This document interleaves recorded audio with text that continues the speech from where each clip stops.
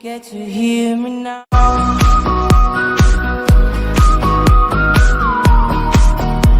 If you get to hear me now. Voucher for a free checkup in Whitechapel. What is Nurse Crane up to? I really must find her.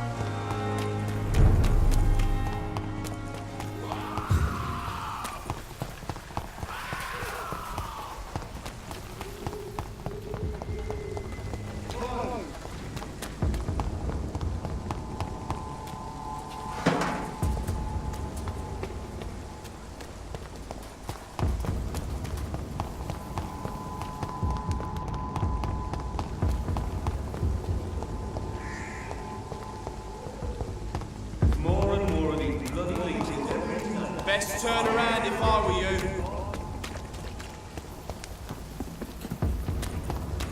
It's locked.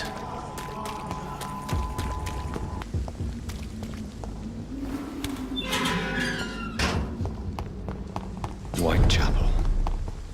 This neighborhood is linked somehow to the kind Lady Ashbury's blackmail. First, let's find this Petrescu fellow.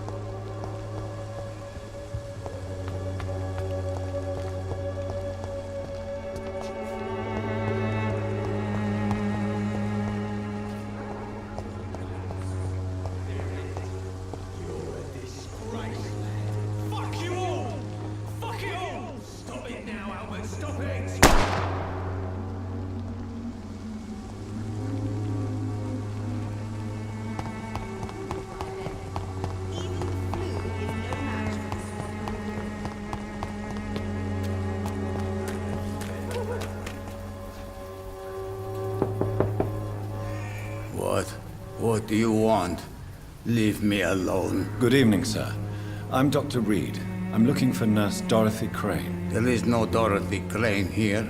Now goodbye. I'm afraid this medical leaflet says the opposite, sir. Really? Well, I'm afraid I'm going to close this door right now. Go bother someone else, Mr. Doctor. To enter that house, I must discover who this man really is. Maybe I could start by observing what he's up to.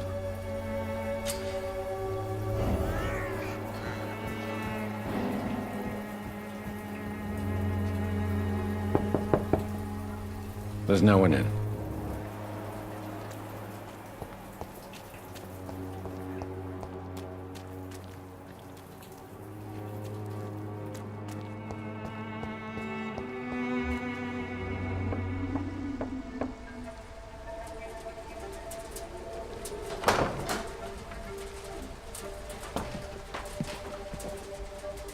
strange man was at the door with a pass for our medical facility. I refused him entry. Darius, how could you know he didn't need our help? His clothes were too finely tailored to be from Whitechapel.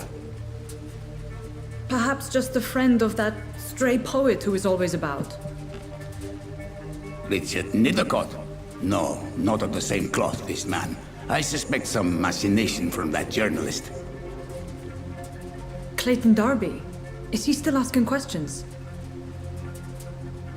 Yes. I saw him drifting around St. Mary's Church. I swear he is tracking me, just downwind.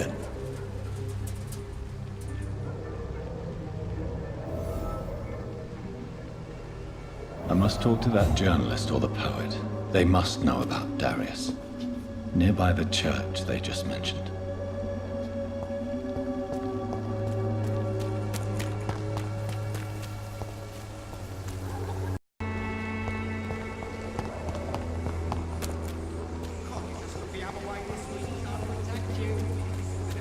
It's not my call, Barrett.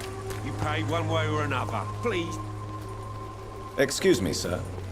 I have a few questions for you. Another journalist? I didn't answer the first one, so piss off! I'm not a journalist, I'm a doctor. A doctor, you say? It's quite a rare breed in this part of town. Really? But still, here I am. Dr. Jonathan Reed, at your service. I'm Joe Peterson to some, but Colossus Joe to most. And I don't remember asking for your service, sir. May I ask what you do around here? I do whatever I want, and sometimes even more. Now sod off. According to you, physicians are scarce in this part of town.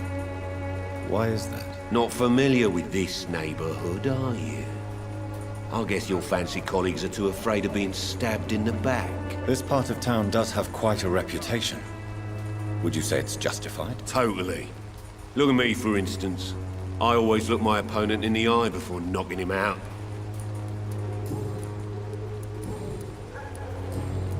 Have you heard of a nurse named Dorothy Crane? She's a colleague of mine, and is supposed to live around here. Dorothy Crane? Yeah, I know her. One of the few good souls who dare to help the sick around here. Could you please tell me more about her? She's a nice girl. Tries to help the migrants. I offered to give her a hand, but she said my reputation would attract too much attention. Goodbye, Mr. Peterson. And let your guard down, sir. Welcome, sir. Please, take a browse of my wares. I am Dr. Reed. I would like to ask you a few questions, if you don't mind. Doctor? Interesting. I'm Barrett Lewis. Usually I don't have time to waste with talk, but at this hour of the night I can hardly refuse. How is business around here? Business? I have no business. Between this racket, theft, and customers getting scared, I'm losing money every day. I see. Sounds like you blame someone in particular for your situation. It's no secret Joe Peterson spends his time harassing merchants. But with me, he's trying to put me out of business once and for all. As a merchant, you see Whitechapel every day. Have you noticed anything out of the ordinary recently? Well, you mean besides the epidemic, the war, and all the usual crap? As long as I can remember, this part of town has been a bottomless pit, and no sign of the bottom yet. Violence is increasing in the borough. Yeah. A few nights ago, some blokes jumped me. Came out of one of the condemned workshops. Fever, madness, something like that. Where did this happen? Why did you go there? In the closed workshops nearby. I worked there as an apprentice in better days. Now I only go to find trinkets or tools. Too bad I was mugged, though. There was good money in that little box of loot I lost. Have you been hurt? No, but that's only because I ran like hell. Those men were raving lunatics, I tell you. Not even able to speak anymore, just screaming.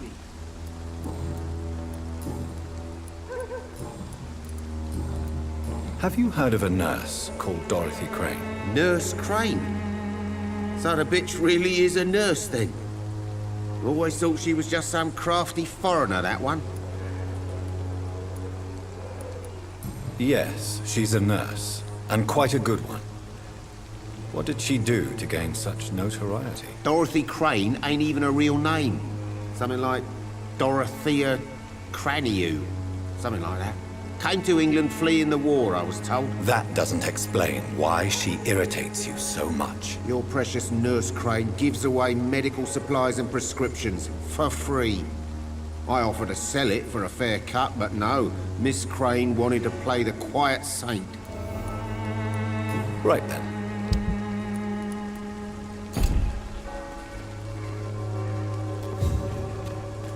Cheap price, good quality.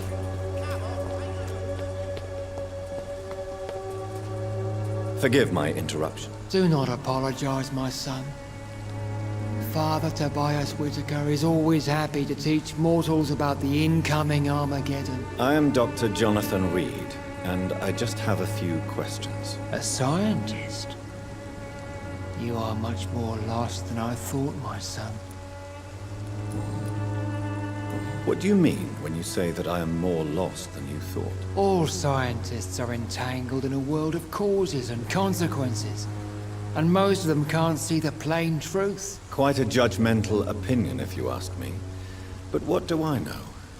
Blinded by science as I am. But you are seeking answers, aren't you?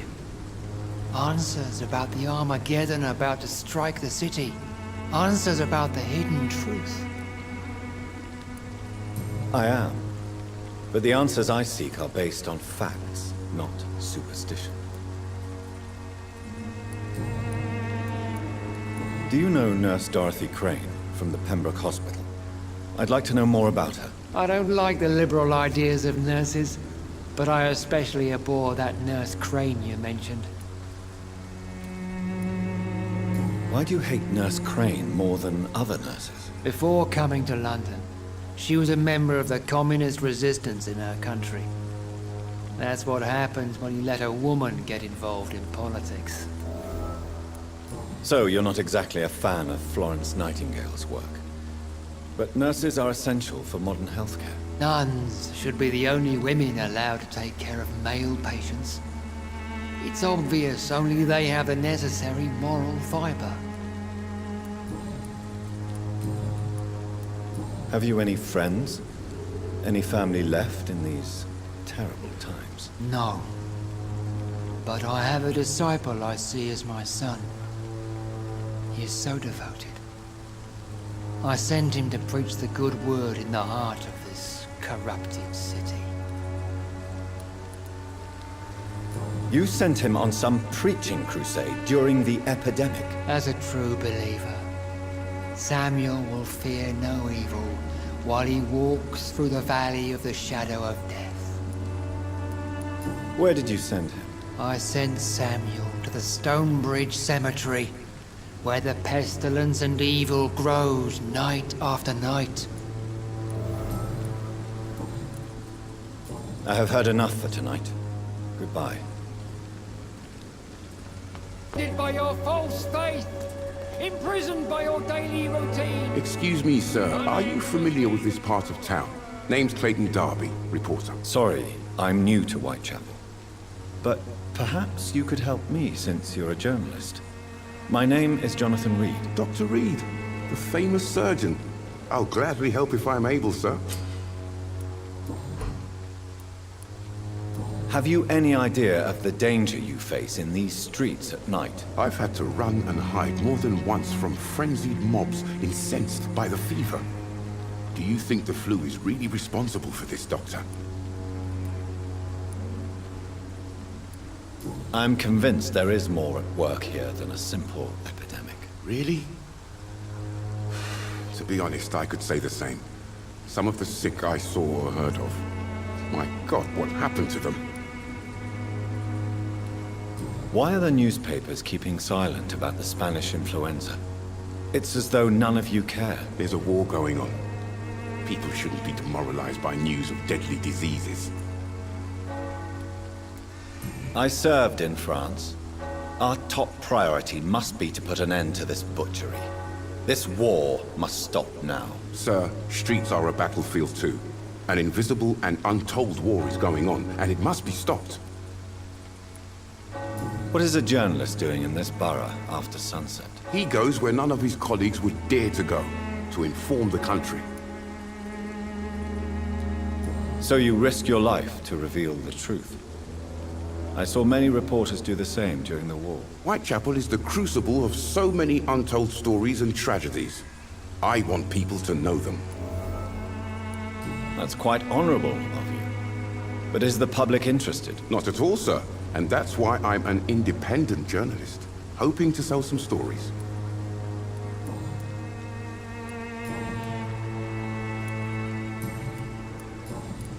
I heard you're investigating an underground medical dispensary in Whitechapel. What do you know about it? Not much, I'm afraid. They are wary of strangers, and I'm not really an acquaintance of theirs. Why do you care? I'm afraid one of the nurses from the Pembroke Hospital may be involved with unsavory activities. Ah, could it be Dorothy Crane? Without a doubt, you are a damn fine journalist, Mr. Darby. What do you know of her accomplice, a man named Darius? I don't know much about the man. He's very cautious. Never goes out. Doesn't seem to have any friends or family. He has no relatives at all? No. Except for that strange man, a poet named Richard Nithercott, who sometimes comes by. Darius would never let him in. Where can I find this Mr. Nithercott? He spends most of his time lurking around Whitechapel, talking to himself or declaring verses. These days, you can usually find him behind the church. He never goes out? No. A few days ago, he unexpectedly did. I followed him, but it was just a ruse to keep me away from his house. Really? How do you know? He went to the nearest mailbox, but just before posting his letter, he ripped it up and threw it away. Goodbye, Mr. Darby. Farewell.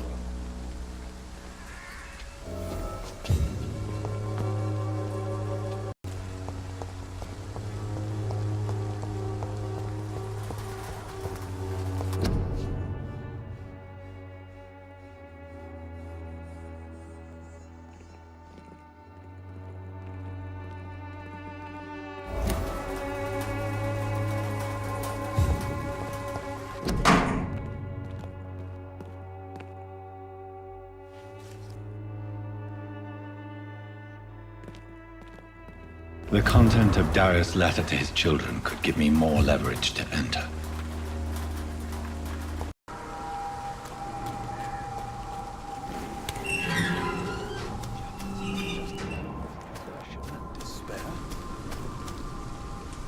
Good evening, sir. I'm Dr. Reed. I would like to ask you a few questions. Please be my guest, although I may not be the best informant regarding this part of town. My words speak about that which the eyes cannot see. Really? Are you an artist of some kind? I'm a poet, sir. Richard Nithercott, at your service.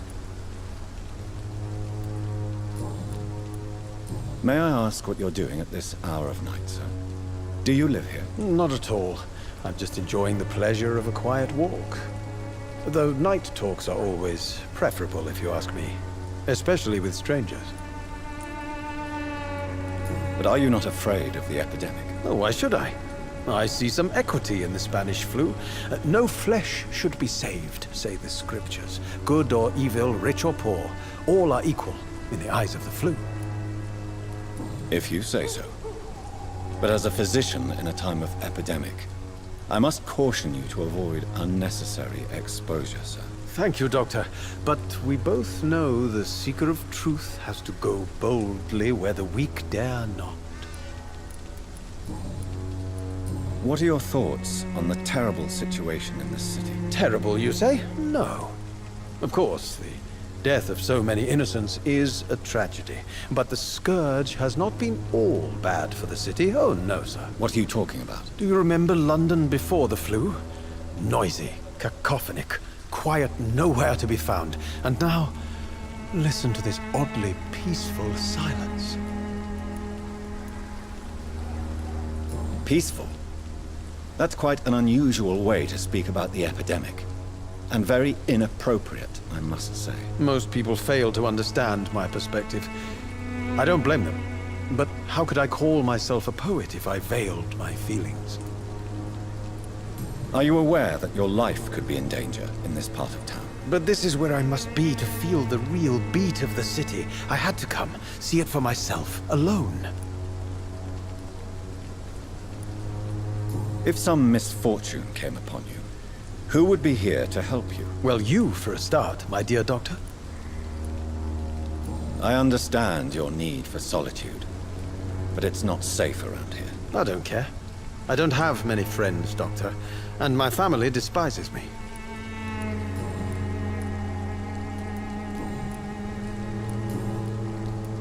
Tell me, Mr. Nethercott, why seek inspiration in Whitechapel?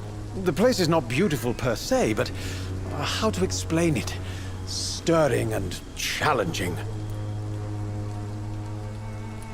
In what way, exactly? The struggle by gaslight, the barren smiles and the arid hunger under the rain. If you say so. Such vibrant antagonism and vivid paradox. The stripped humanity raged across each street. Vivid, of course, yes. And what about the poignant distress? Oh yes, the poignant distress. You see what I mean, don't you? That's what I want to write about, and that's what Whitechapel is made of. Do you not think it a little morbid? On the contrary, sir. Whitechapel is full of life, full of beauty. Just like my dear muse, the wonderful Camellia. What can you tell me about Camellia? Not much. And that's the beauty of it. She can't speak, you know. She's a locked mystery who exhales kindness and sweetness.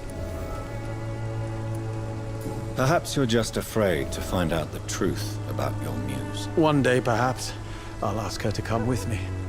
But will she still be my wild flower of Whitechapel if she moves uptown? And have you ever tried to learn more about her? Where she lives?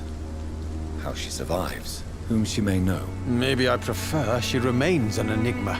Reality can be so dull, don't you think? Did you know the Mute Florist is a member of a secret society? No, I didn't. But I thank you for this information, sir. For it only enriches the mystery surrounding the precious Camellia. Are you not curious? Is there not more you wish to know? That girl has not an ounce of malice in her. Whatever she may be hiding, it's certain to be for the benefit of most, if not all. I fear you are a hopeless romantic, Mr. Nethercott. Guilty as charged, Dr. Reed. May I ask you a few questions about the district? Extraordinary part of town, is it not? I'll be glad to help you, if I can. I'm looking for Dorothy Crane, a nurse who lives in this vicinity. Dorothy Crane. Oh, I love the name. The Crane of Whitechapel. Sounds very mysterious. But, sorry, no, never heard of her. What can you tell me about an old man called Darius? Darius Petrescu? Yes, I know him. At first, I thought he was only a small publisher. I invited him to publish my work, but his reaction was pretty clear. Not interested in your talent? Darius is an old political activist who takes delight in printing tracts and lampoons. Those communist activities only require mediocre writing skills. I'll leave you alone, sir. Darius is a bit less of a mystery now. It should not be that difficult to incite him to let me in.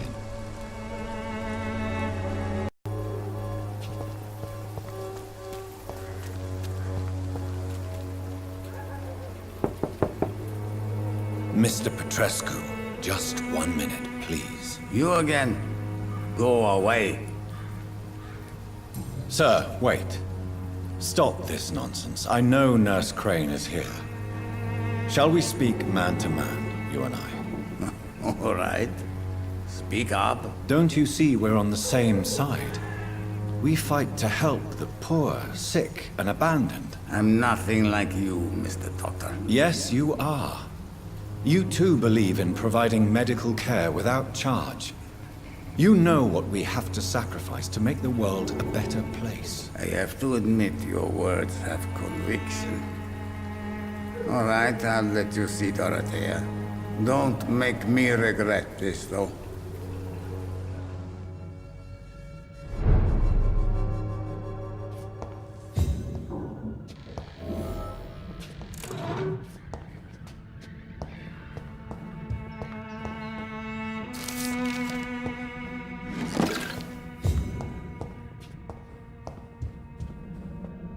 If you want to talk to Dorothea, you must go across the courtyard and take the stairs. We've not been formally introduced.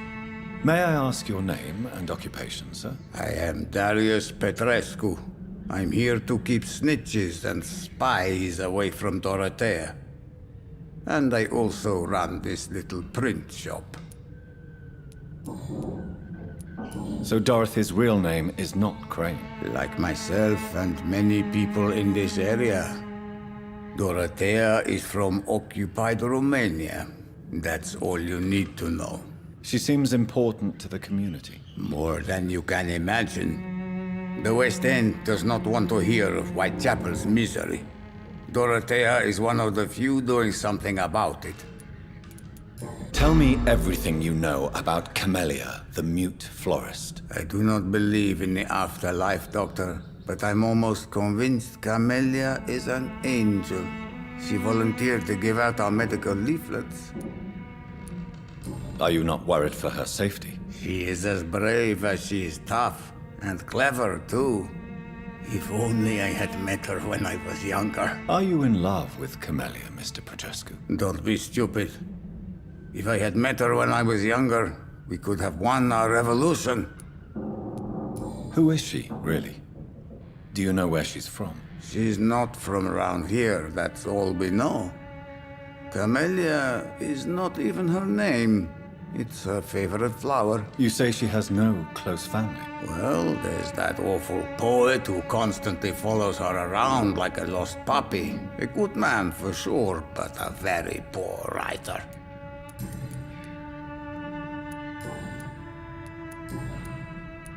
Do you have any family left, Mr. Petrescu? Children or grandchildren? Who knows? I have abandoned my people for so long, they might as well be dead. As dead as I am for them, I suppose. Don't be embarrassed, sir. If you must know, my own father disappeared many years ago, and I forgave him. It's quite awkward to talk about our families like this, but thank you, Dr. Reed. I appreciate your trust. This war won't last forever. Did you ever think of returning to your country now it's free? No. I have taught strength and determination to my sons and daughters. I'm an old, dying man who only has memories of better times to cherish. How did you meet Nurse Crane, Darius? Why does she trust you? I'm her oldest friend in England.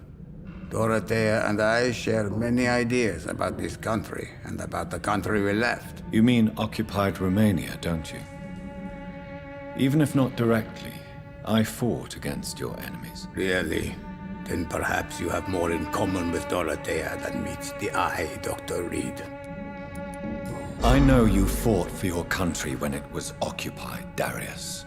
Tell me more about it. I know my days are numbered, and I know I won't see my homeland again. But I fought for Romania all my life, and I will until my last breath. But Romania escaped the grasp of the Austro-Hungarian Empire. It's a free country again. But it's not the country I fought for. My homeland is not appeased, Doctor. And I still see a dark future ahead for my people. Goodbye, Mr. Petrescu.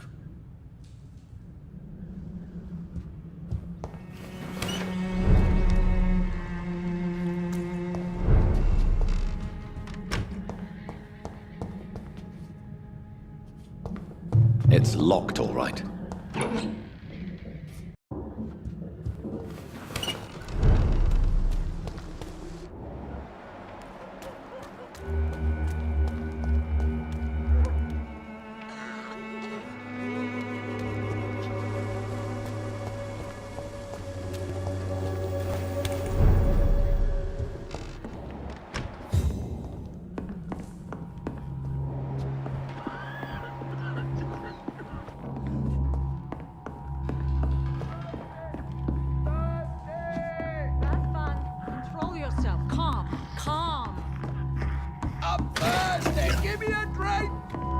Razvan, can you hear my voice? I need help! What do we have here, nurse? Patient Raz Van Vasily. High fever running on 3 days. Complaints of dizziness, muscle aches, and head pain. Diagnosed with influenza. Treatment? Aspirin and salicin for the fever and discomfort. Liquids for dehydration, but he's having trouble keeping even water down. Thank you, nurse. Anything else I should know? He did lose consciousness this morning, but he's never had convulsions like these. He's not convulsing, he's choking. He's not getting any air. Scalpel! Hand me that scalpel! What can I do, Doctor?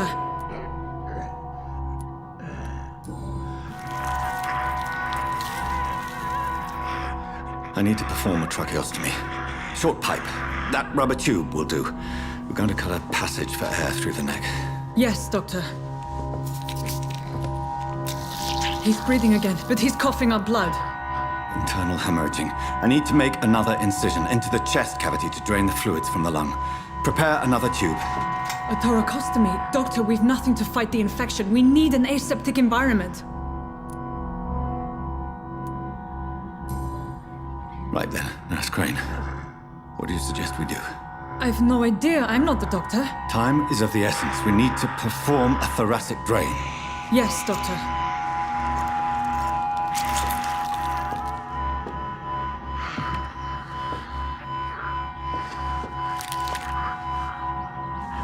He's still bleeding, Doctor. I'm losing his pulse. The drain must have punctured the intercostal artery. There's too much blood. Are you all right, Doctor? I can't see.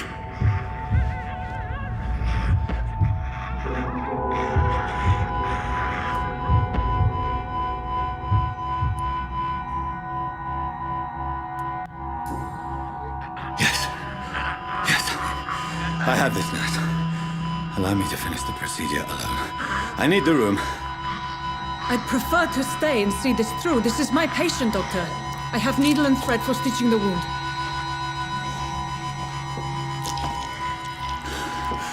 Good. The stitches are holding. How's he doing? We're losing him. We've lost his pulse. He's dying, Doctor!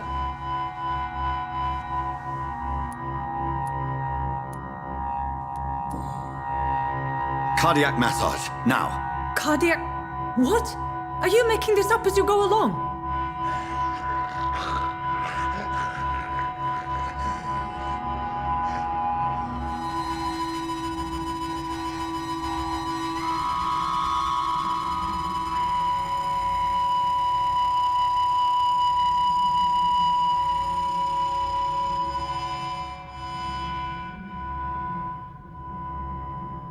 We've lost the pulse. He's gone, Doctor. Nurse, we did everything we could. Truly? Everything you could? Is that how you'll report this in your log? Is this how the war went? Piling up one poor corpse beside the next? This was not an influenza-induced seizure. I've never seen symptoms like these on the continent. Neither have I. But the previous symptoms leading up to this attack were the same, indistinguishable from the epidemic. No. There was something more vile in these reactions. Something primitive.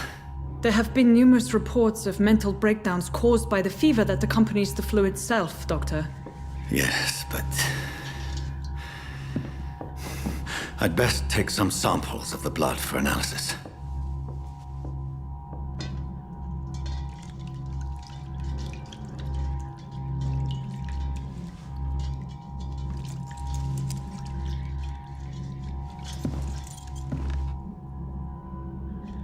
I doubt you're here to test my bedside manners. I suspect it was more than intuition alone that led you to us. So, how might I be of service, Dr. Reed? I've come to put an end to this insufferable blackmailing, Dorothy. Doctor, you think your warnings scare me? I've stolen and plied, blackmailed and lied, but what else am I to do? I'm all these people have.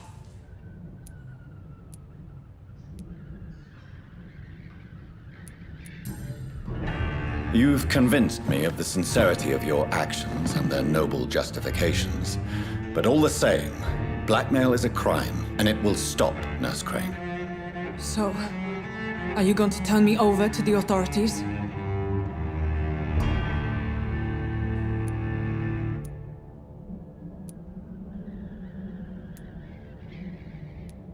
Listen very carefully, Dorothy. You will erase from your memory everything you pretend to know about Lady Ashbury and Pembroke Hospital. Let that rich bitch off the hook over my dead Nurse body. Crane, enough. Listen as if your life depended on every word. I know you've a generous heart who gives freely to those in need, but you shall walk away from the shadier streets of your business. I will never abandon... Dorothy, the discussion has come to a close. Your clandestine activities in the Resistance are over. Let it go. I'll let it go. Yes. All gone.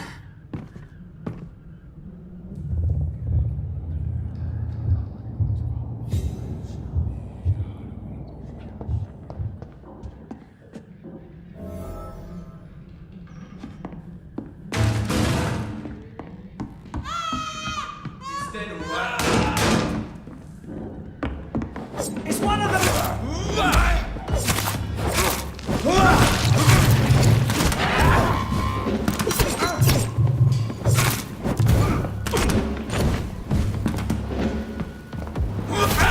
No! Watch it! It's a killer!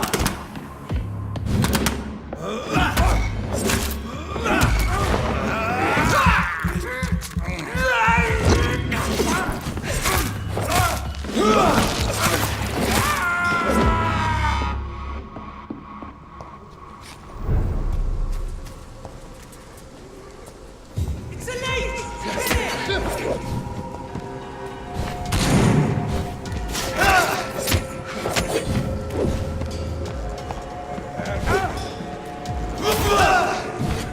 Put an end to you!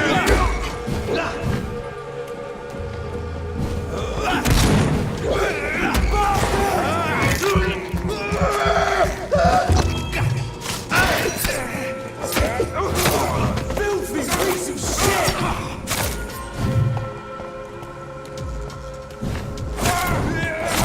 Over there! There's one of them vermin!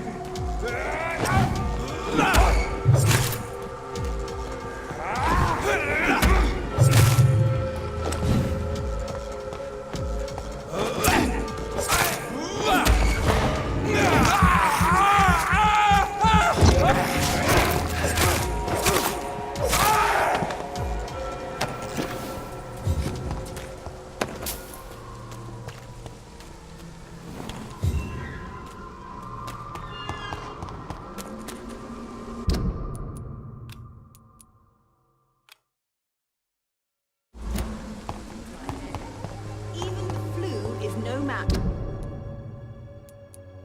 for the Swanborough cordial.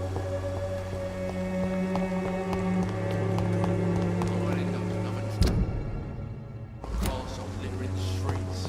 Not me. Are you all right? The bastard hit the wall next to me. I don't even know if he meant to miss. If you've been hurt, I can help you. I'm a doctor. Name's Albert. Remember it. Now bugger off. What happened? Did you really steal that man's medication? Hey, I didn't do anything. It ain't me. All right. Perhaps the poor drunk just confused you with someone else. Sod off, mister. You ain't got no clue what's going on here. Bastard was a soldier in the war, so now he's got the right to shoot me. It's true. I'm not familiar with this part of town. Perhaps you could help me. I said sod off. Go find yourself another guide.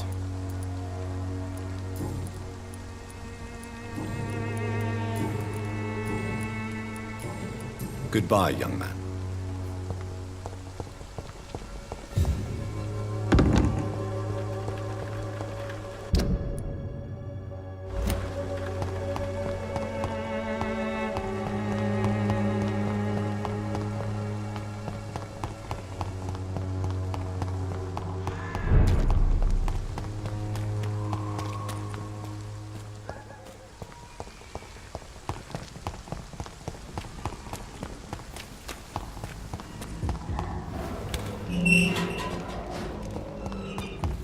Human blood. Whoever left these marks did so deliberately.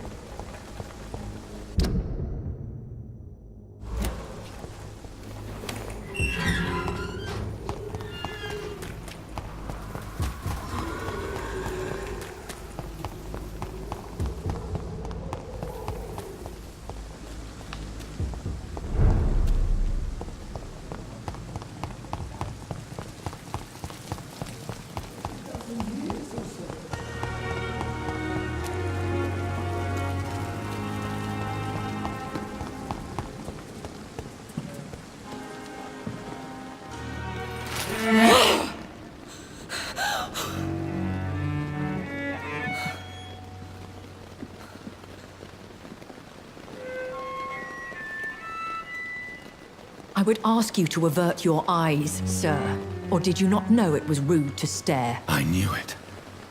Speak up, Dr. Reed. I like a man who speaks his mind.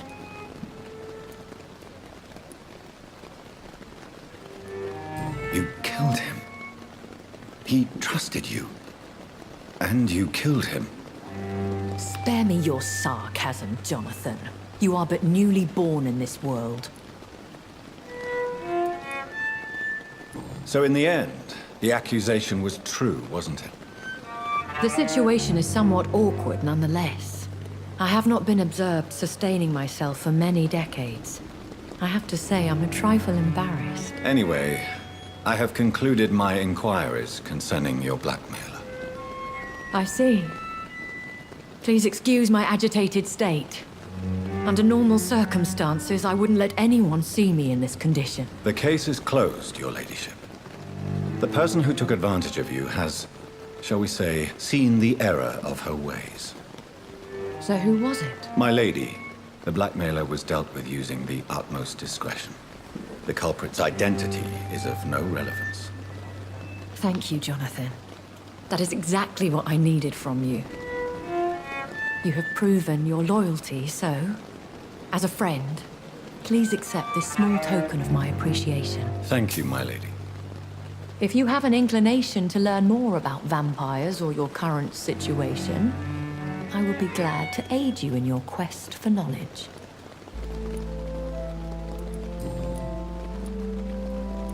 I've been hearing a voice talking in my head. Is this some kind of insanity? It feels like the voice of the vampire that created me. Hush. Tell no one this. It would be unwise to talk of such things amongst British immortals. Speak no more of your maker. Excuse my forwardness, but are you my maker? Me? Goodness, no.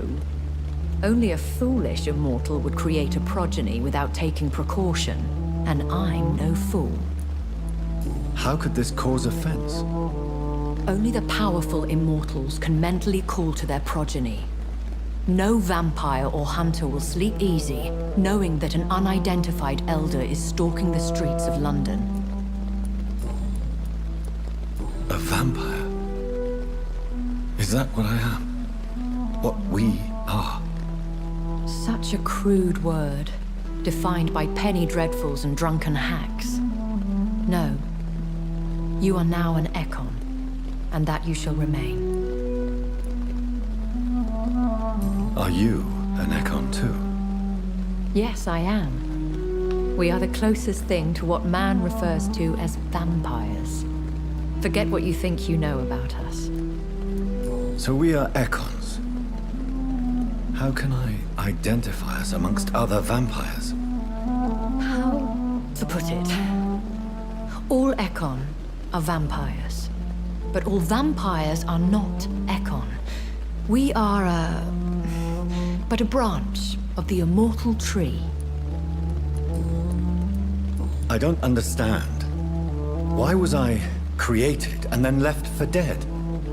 That is a question only the one who made you can answer. It's not normal practice. I doubt even if you find him, he will answer you, considering how cruelly he treated you. So me being a vampire could have been a mistake. I very much doubt it, Jonathan. Contrary to the legends, it is not as simple to make another vampire by just biting someone. I'd like to avoid creating another vampire by mistake anyway. Tell me, how is it done? The process is dangerous. It could even kill your potential progeny. If you did decide to sire an offspring, they must drink of your blood, Jonathan.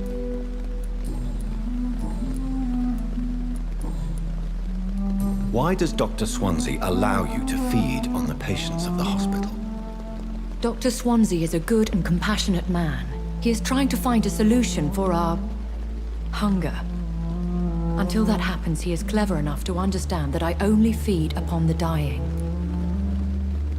What do you know about this Brotherhood of St. Paul's Stole? The Brotherhood is well known amongst London vampire society. As long as our kind is discreet, and as long as they do not interfere, we have come to a mutual understanding. And no one suspected you of the murders? As you well know, suspicion has recently fallen on me of killing for pleasure. But you have my word, Jonathan.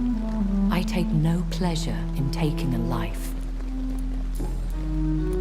I know this is beyond the pale, but may I inquire your age?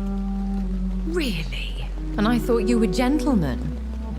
If you must know, I'm 27. I've been 27 for a long time now, and 27 I shall remain. Very well. But I believe there is more to this than you are saying. A lady has to have some secrets. And who bestowed upon you this eternal youth? My maker. He left this isle a long time ago. Why did you save me in the canning factory? I could hardly stand by and watch such a promising young blood as yourself be torn to shreds by some gutter scowl. William Bishop wasn't the vampire that created me then? No, Jonathan. Whatever their strength and demeanor, scowls are the progeny of careless vampires. It cannot be the other way round. What type of vampire is a skull? Not a true vampire. The deformed offspring of lesser vampires. It is a shame these creatures run wild, slaves to their baser instincts.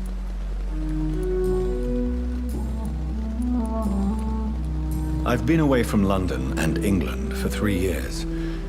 This isn't the city I remember. Things have gone from bad to worse here, Jonathan.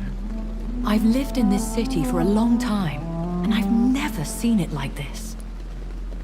The Spanish flu has hit London that bad? Yes, but it's not just that. I've heard things. Things I've not heard for a very, very long time. There are whispers in the shadows.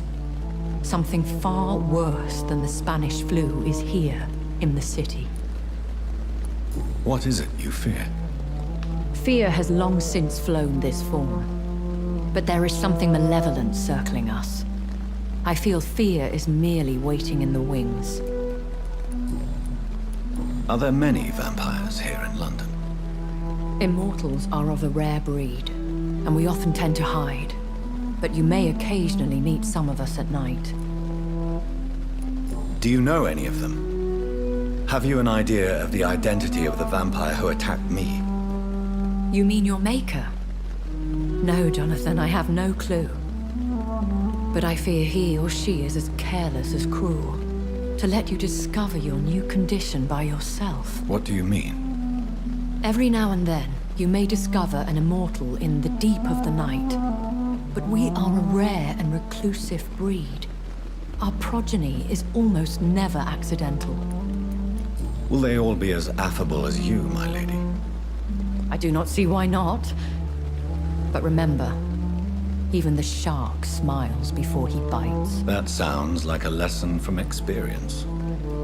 Vampire politics are as intricate and sometimes tedious as a game of chess in a gentleman's club. I've learned from experience it is best to decline to play. When I awoke, changed, I was chased and attacked by vampire hunters. Prepared and well-trained.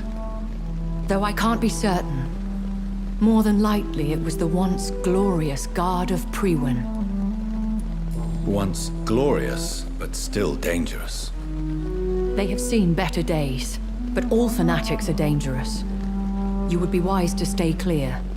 They are sworn to destroy our kind. You make them sound like some sort of cult. More a society, and like all the best ones, a secret society. I thought them almost gone, but it seemed they have been recruiting. I bid you farewell, for now, my lady. I must quickly analyze the blood I took from Nurse Crane's patient.